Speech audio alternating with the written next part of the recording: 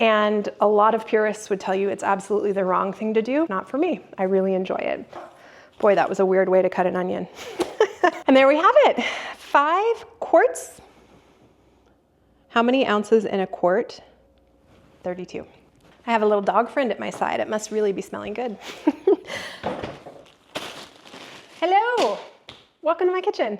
I am working in the kitchen today, and so I thought, what better day than today to make some beef stock? Upcoming is a whole bunch of different soups and stews in my kitchen and on this channel, and I always like to have a good amount of stock on hand to use. In a pinch, of course, I will use stock from the grocery store, and I do that very frequently, but if I can, I really like to have stock or broth at home that I've made myself. I can control the ingredients, I can control the flavor, I can control the amount of salt. All of those things are important to me when I'm cooking something from stock, so it's nice to know what is in the stock that I'm using. Today is a little bit of a kitchen sink type beef broth. And a quick word on the difference between stock and broth. And the distinction there is that stock is cooked for a longer amount of time, and it's usually cooked with both meat and bones. The whole point of long cooking bones in water, like we're going to do today, is to extract all of the nutritious and delicious flavor from inside the bones. Bone broth, all the rage these days. It has all sorts of amazing nutrients and health benefits. That is made from long simmering bones and meat, plus vegetables and spices. But broth technically doesn't have to have bones included. Stock is what I try to do when I have ingredients, when I can find the marrow bones that I like to use, and when I have the time. Bone broth is not a fast endeavor, especially when you go the extra mile of roasting your beef bones, which is what I'm doing right now, but it sure is worth it for a delicious and flavorful stock. In the oven, I've got about 5 pounds of marrow bones, and they have some meat on them, but they're mostly just bone. I get them from my local friendly butcher, and he cuts them into pieces for me. By the way, they're also great for dogs, raw, of course. If you have a dog, my furry friend likes the marrow bones. In fact, she thinks this whole day is for her because I got the bag of bones out of the freezer. Normally that means it's her time to shine, but not today. So my bones are going in the oven. I've just boiled them for about 15 minutes first. Discarded that water, as you will see. It gets incredibly scummy, and that first boil takes out a lot of the impurities from the broth that you would otherwise be skimming. I find that it leads to a clearer broth on the other end. Not necessary, but you can definitely do that step. And then once they have been boiled for about 15 minutes, I gently pat them dry, cover them in oil, and then roast them in a really hot oven. The first roast is about 30 minutes-ish, just until they're fragrant and starting to get brown. And then I'm gonna add some of these veggies to also roast those. Again, we're just building layers of flavor. So in this bag of goodies, I have what looks like a few ribs of celery, some garlic and the papers, some leeks, and some fennel. I often have a bag like this in my freezer, in fact, almost always, and I include in it any herbs that are on the verge of going bad, or the herb stems, the tops and tails of carrots and celery and onions, garlic that maybe I can't use before it's gonna go bad, Parmesan rind, really anything that has nutritive or flavor value that I don't want to compost, that I want to save and get some more use out of, will go into a freezer bag. What that means is that I'm not super attached to one very specific flavor profile for my broth. I'm kind of open to whatever's in my freezer or my fridge. Purists are not the same. They will tell you that there's a very specific list of ingredients that should go into broth, and in some cases I agree with them, but for the way I use this broth and for who I am as a home cook, I would much rather use up the scraps and the tops and the tails than have a really specific flavor profile of my broth every time. I also find that sometimes using a random vegetable like fennel, I hadn't ever done that before, and I did that several years ago, and it imparts such a delicious flavor that I'm not sure I'll ever go back. I love the fennel. Same thing with this Parmesan rind. It makes it a little bit salty, a little bit more umami or earthy, and a lot of purists would tell you it's absolutely the wrong thing to do. Not for me. I really enjoy it. So it's really up to you and what you want to put in your broth. And if you're not sure, or you're new to making broth or stock, start with something very simple and add from there. So all I'm gonna do is get these veggies that are gonna go roast with the bones for that second half an hour. I'm just gonna get them prepped and ready. So I'm gonna put actually all of this in there. With the exception of this garlic. Garlic has a tendency to burn pretty easily, so I don't want to get all the way through our broth and see that I burned the garlic when I was roasting veggies. The other vegetables that are gonna get roasted are a couple of carrots. These carrots, I've washed them, but I've not peeled them. I've not taken the tops off. I'm just gonna cut them into big chunks. One note about roasting veggies, you don't want to have anything really super small in your roasting pan because it will have a tendency to burn. We're cooking this at 425 and it's going to be in there for like 30 minutes.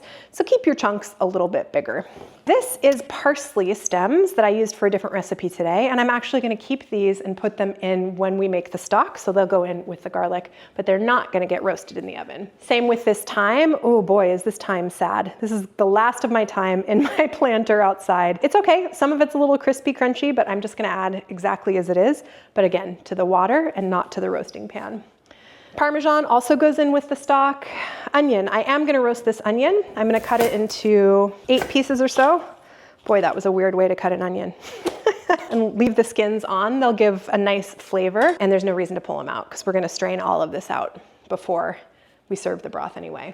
And then last thing, celery. I've got a couple ribs of celery in there, but I may as well use the rest of this. I'm just gonna use the bottoms of the celery in the roasting pan, leave the leafy bits for the stock pot itself if I've got the extra room. I only have an 8-quart stock pot, which is not a very big stock pot, so pull out your biggest pot for this one. So my bones have about 3 minutes left. When the timer goes off, I'm gonna add this pile of goodness to the bones, shake them around, roast it for another 30 minutes, and then I will be back to you when we start to assemble the broth.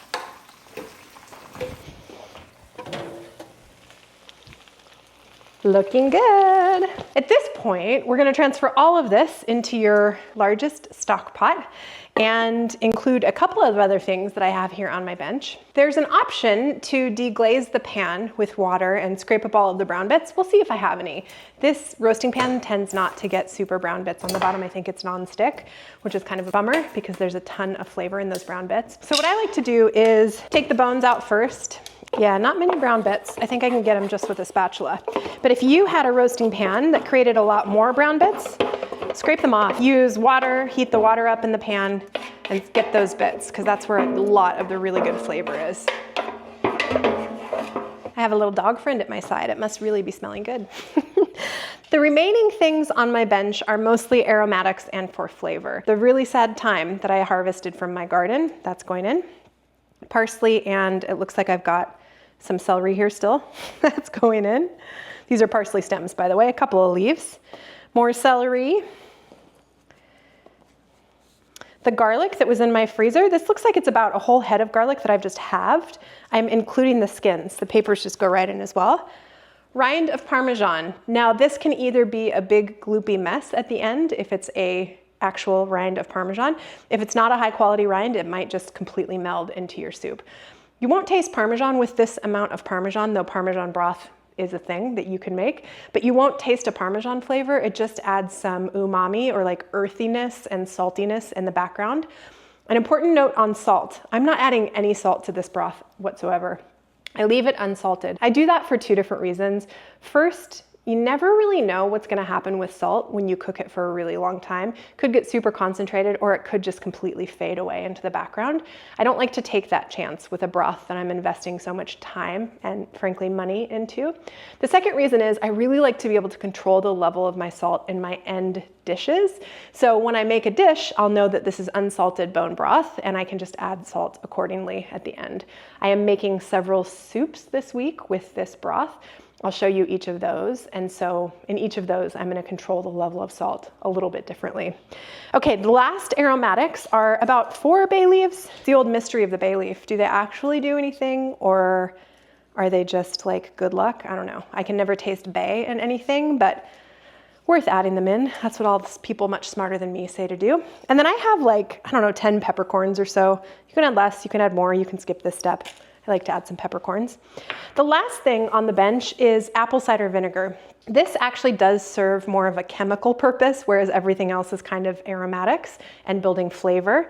This helps to leach all of the nutrients and flavor out of the bones. So the vinegar is gonna help us just get everything we can out of those marrow bones, which is exactly what you want in a stock that you're investing, again, so much time and money into. So a couple tablespoons of apple cider vinegar. Again, you won't taste this in the end product, but it will help to get all of the goodness out of the bones. That's it. That's our broth. All I'm gonna do now, cover this with water and simmer it on my stove, probably overnight. It's 3:30 p.m. right now. So minimum I like to have this going is about 8 hours, but I'll just keep it really, really low on a back burner on a literal back burner and simmer it overnight.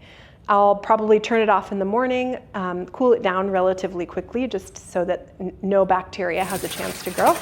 I am going to keep an eye on this and add water as necessary. I always want everything in my pot to be covered with water. Just keep adding water as you need to.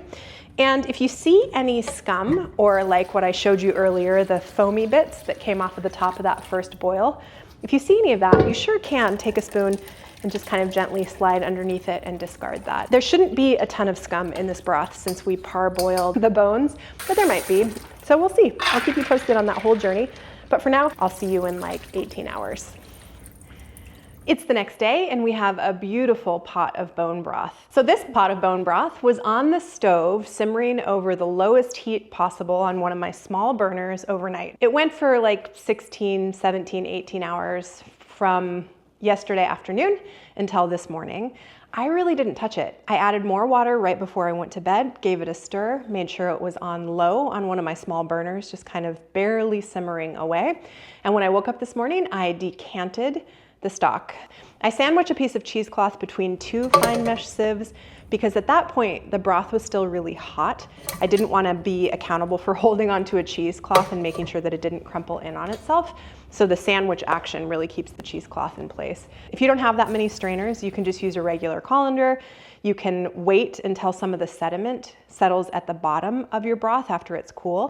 It's another way to get some of it out. But cheesecloth is not super expensive, and if you're going to be making broths or stocks frequently, I would recommend it. It's useful for a myriad of things in the kitchen. So this has been in my fridge now for probably 2 to 3 hours, and it's not completely cold, but some of the fat has solidified on top of the broth. Best case is to leave this until the fat is just one big sheet, and you can just kind of scoop in literally with your hand, pick up the fat and put it in some other container.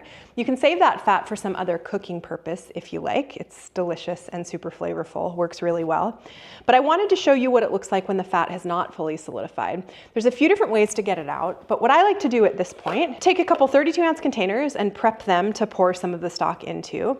And then I have a couple different tools that I use to defat a stock. My favorite tool is a spoon. So again, this works really, really well when your stock or broth is very cold. So you'll have another chance to defat this stock if it's going to sit in your fridge or freezer. Once you decant it into smaller containers, the colder it gets, the more the fat will solidify. So you may have a little fat ring around the top of these containers, which is totally fine. That's to be expected. But at this point, this broth is beautiful, delicious, ready to cook with, ready to eat. Sometimes on cold fall mornings, it's nice to have just a cup of bone broth. I know that's all the rage these days, at least where I live in Seattle. So this delicious bowl of goodness is gonna go in my fridge. Now we have a beautiful, flavorful, roasted beef stock. So I'm just gonna decant it into these individual containers. And because I strained it through cheesecloth, there's really no sediment in the bottom, no spices in the bottom. Those peppercorns didn't sneak through. It's just pretty clean pot and pretty clean broth. And there we have it, 5 quarts of beef bone broth. This will last in your fridge for a few days minimum, and it freezes beautifully. So you can freeze it in this size, you can put it in ice cube trays, freeze it in a smaller size. Some people even freeze it in a plastic bag. Completely up to you how you'd like to make use of this bone broth. So this week, I'm gonna show you several different ways to use this broth. It's fall, which means it's soup season, and it's time for me to start making some of my favorite soups. Thank you so much for being here with me today. I really appreciate it. If you liked this video, please give it a like. If you want to see more from me, please subscribe to my channel. Let me know what kind of soups you're making this fall in the comments below, and I'll look forward to seeing you here next time. Cheers!